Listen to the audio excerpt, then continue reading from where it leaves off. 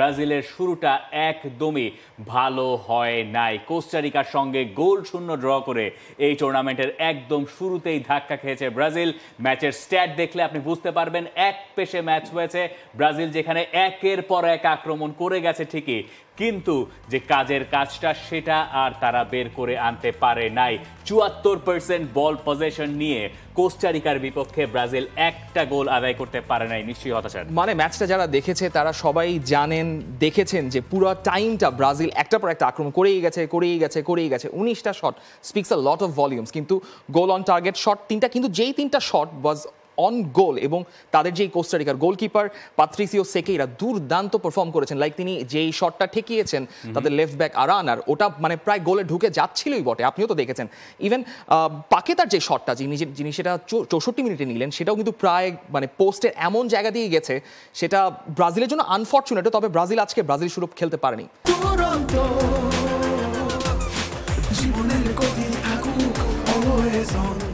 এটা একটা বড় কন্ট্রোভার্সিও বোধহয় আছে, সেটাকে কন্ট্রোভার্সি বলবো কিনা সেটা নিয়ে একটা কোয়েশ্চেন বটে। ফার্স্ট হাফে ব্রাজিলের একটা গোল বাতিল হয়েছিল, যদিও যেভাবে গোল বাতিল হয়েছে সেটা সময় খানিকটা লেগেছে, ভিএআর এ গেছে। মার্কিনিওস গোল করেছিলেন, বল জালে জড়িয়েছিলেন এবং এরপরে গিয়ে গোলটা বাতিল করতে হয়েছে লম্বা একটা ভিএআর চেক।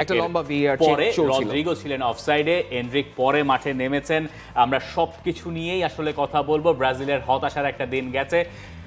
যখন ফার্স্ট হাফে ওই গোলটা বাতিল হলো, আমরা কোস্টারিকার গোলকিপারকে দেখছি, তাকে নিয়ে দুটো কথা বলা যায়। কেইলর নাভাস, যাকে দলে রাখা হয় না এবং পরে তিনি অবসরে চলে গেছেন, কোস্টারিকার এমন এক গোলকিপার এলেন যারা নেইমার শুদ্ধ সবাইকে হতাশ করে গেলেন। স্ট্যান্ডে নেইমারের সেই হতাশাটা বারবার দেখা যাচ্ছিল। যখন ব্রাজিল একটার পর একটা মিস করে যাচ্ছে, নেইমারকে ততবারই দেখানো হচ্ছিল তিনি কখনো ক্যাপ দিয়ে মাথা ঢাকছেন, কখনো হাত দিয়ে মুখ ঢাকছেন। কিন্তু নেইমারের আউটফিটটা আপনি একটু খেয়াল করে দেখেন, আপনি কিন্তু ভুল করবেন যে উনি কি কোস্টারিকার জার্সি পরে আসলেন কিনা। আপনার শার্টটা কিন্তু, যেই শার্টটা পরে এসেছেন সেটা কিন্তু ওরকমই মনে হচ্ছিল। কিন্তু সবকিছু ছাপিয়ে ব্রাজিলের জন্য খুবই হতাশার একটা দিন।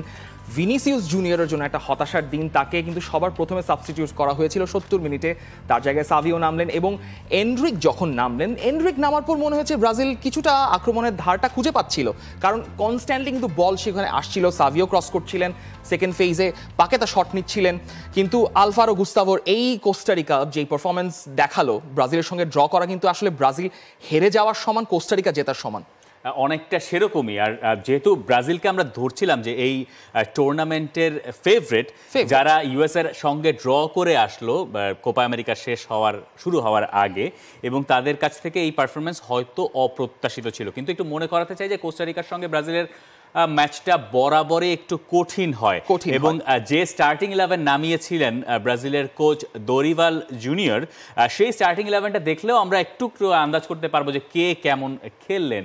গোলকিপার অ্যালিসনের খুব বেশি কিছু করতে হয়নি, দুটো শটই তার দিকে এসেছিল। Danilo, Militao, Marquinhos, Arana, Paqueta, Joe Gomez, Guimaraes, Raphinha, Rodrygo, Vinicius, তাদের ভেতরে ভিনিসিয়াসকে সবার আগে যেমনটা পরিবর্তন করা হয়েছে, পরিবর্তনগুলো যখন হলো ব্রাজিলের খেলায় হয়তো খানিকটা পরিবর্তন এসেছিল, কিন্তু ফার্স্ট হাফে ব্রাজিল যত আক্রমণ করেছে, সেকেন্ড হাফে কি সেই তুলনায়? সেকেন্ড হাফে তো তার চাইতেও হাই অক্টেনে আক্রমণ করে গেছে। আমার কাছে মনে হয়েছে ধরেন মানে কোস্টারিকাকে কনস্ট্যান্টলি 5-4-1 ব্লক নিয়ে খেলতে হচ্ছে। মানে কোস্টারিকা সম্ভবত বাস পার্ক না, কোস্টারিকা তাদের নেশন ধরেই পুরো সেখানে বাস পার্ক করে রেখেছিল। কিন্তু যেটা বলছিলাম যে মানে এই ধরনের ইনসাইসিভ সিচুয়েশন আপনি যখন বারবার মিস করতে থাকবেন, যখন আপনার হেডারগুলো ঠিক মতো কানেক্ট করবে না, যখন আপনার শটগুলো বাইরে দিয়ে যাবেন, ইভেন গিমারায়েন্সও 90 মিনিটে একটা খুব মানে বাজে মিস করলেন, সেটা একদম পোস্টের উপর দিয়ে চলে গেল।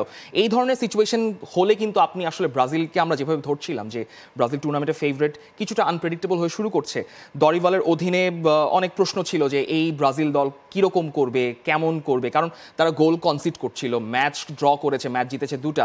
আপনি কিন্তু ওভাবে ভালো বলতে পারবেন না। ব্যাপারটা কি এরকম যে ব্রাজিলের এই মুহূর্তে যা অবস্থা, তাতে আসলে এই ধরনের লো ব্লকে যারা খেলছে, কোস্টারিকা তো লো ব্লকেই খেললো, তাদের এগেইনস্টে তাদের খেলাটা যতখানি কঠিন, কিন্তু ইংল্যান্ড বা স্পেন যে দলগুলোর সঙ্গে তারা ভালো খেলেছে, সেই ম্যাচগুলোই তো অপোনেন্ট তাদের উপরেও প্রেসার দিয়েছে, এবং যেহেতু খানিকটা ওপেন প্লে হয়েছে তাই হয়তো ব্রাজিলের তাদেরকে ব্রেক করতে সুবিধা হয়েছে। কিন্তু লো ব্লকের এগেইনস্টে হতাশ হওয়ার মতো ফুটবল ব্রাজিল খেলেছে, কারণ তাদের ওই কোয়ালিটিটা ওই অ্যাটাকিং থার্ডে গিয়ে, যে ভিনিসিয়াসকে আমরা রিয়াল মাদ্রিদে দেখি দুর্দান্ত করতে, যে রদ্রিগোকে আমরা দুর্দান্ত করতে দেখি, তারাই আসলে ওখানে গিয়ে খেই হারিয়ে ফেলছেন। যখন আপনি দেখবেন যে একটা ম্যাচ 0-0 তে ড্র হচ্ছে, একটা 0-0 ম্যাচও কিন্তু খুবই এক্সাইটিং হতে পারে যদি দুইটা এন্ড টু এন্ড অ্যাটাক হয়। কোস্টারিকা তারা তাদের বক্সে যেতে পেরেছে মাত্র 2 বার, গোলের শট নিয়েছে, কিন্তু একটা অন টার্গেট ছিল না।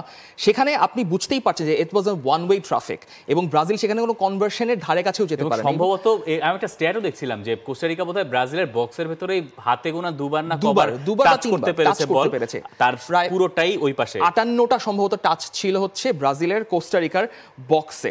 এখন দরিভাল এটা নিয়ে তিনি হতাশা দেখাতেই পারেন। দরিভাল নিজেও তো বলছেন যে আসলে তাদের যে পরিকল্পনা ছিল সেগুলো তারা কাজে লাগানোর চেষ্টা করেছেন, কিন্তু সেগুলো তারা ঠিকমতো কাজে লাগাতে পারেনি। দরিভাল তিনি বলছেন যে তাদেরকে পুরো করা মার্কিংয়ে রাখা হচ্ছিল, অনেক সময় ডাবল আপও করা হচ্ছিল, কিন্তু ডাবল আপ করার পরও শেষ পর্যন্ত তারা যখনই সুযোগ পেয়েছে সেই মার্কিংগুলো বাদ দিয়ে তারা সেই সুযোগগুলো কাজে লাগাতে পারেনি। তারা যেভাবে অনুশীলন করেছে সেটাই তারা করার চেষ্টা করেছেন মাঠে, কিন্তু ওই যে মূল কাজ যেটা, সেই গোলটা তারা বের করতে পারেনি। একটার পর একটা শট, এত চেঞ্জ, এন্ড্রিকের সেই ভালো গেম প্লের পরও সেই গোলটা শেষ পর্যন্ত ব্রাজিল আর পায়নি। এবং ব্রাজিলকে এই গ্রুপ থেকে পরের রাউন্ডে উঠতে সম্ভবত একটা সংগ্রামই করতে হবে।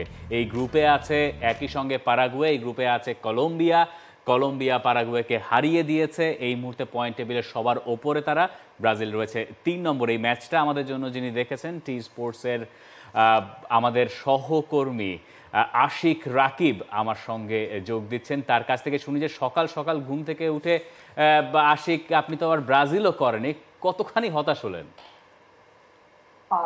ব্রাজিল সমর্থক হিসাবে এই ম্যাচ দেখার পর আসলে কথা বলাটাও আমার মনে হয় একটু কঠিন বলা যায়, খুবই কঠিন বলা যায়। তাও কঠিন হলেও আমি আসলে ব্রাজিলের এই ম্যাচ নিয়ে দুই পার্টে কথা বলতে চাই, বা 2 ভাগে বলতে চাই। একটা হচ্ছে আশার ভাগ আর একটা হচ্ছে হতাশার।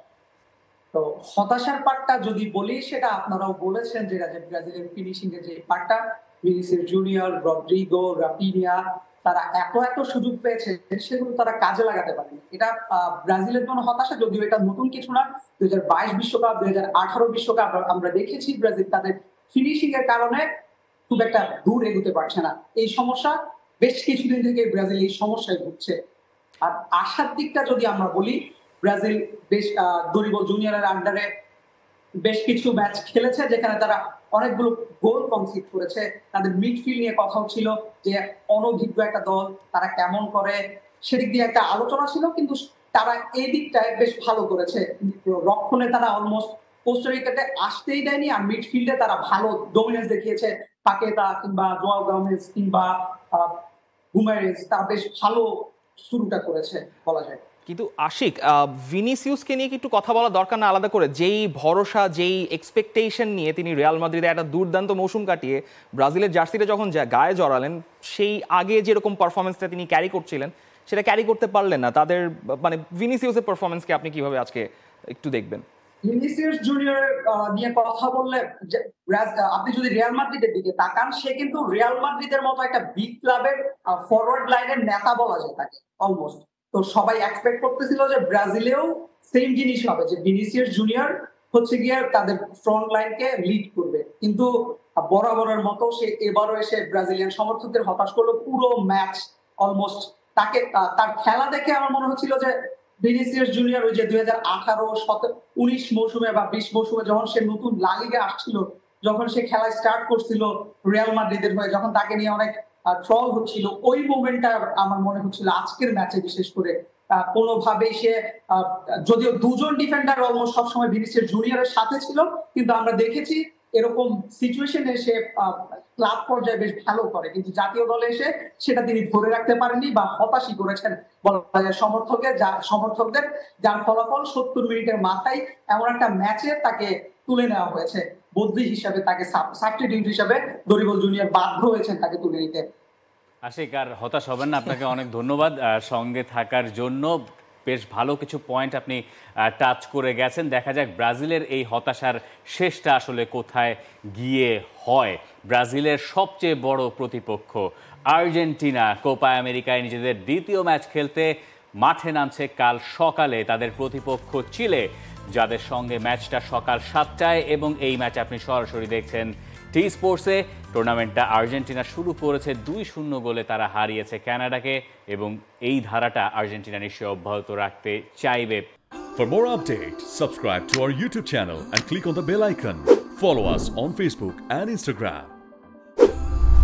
Download T-Sports app to enjoy exciting games and highlights. Visit tsports.com.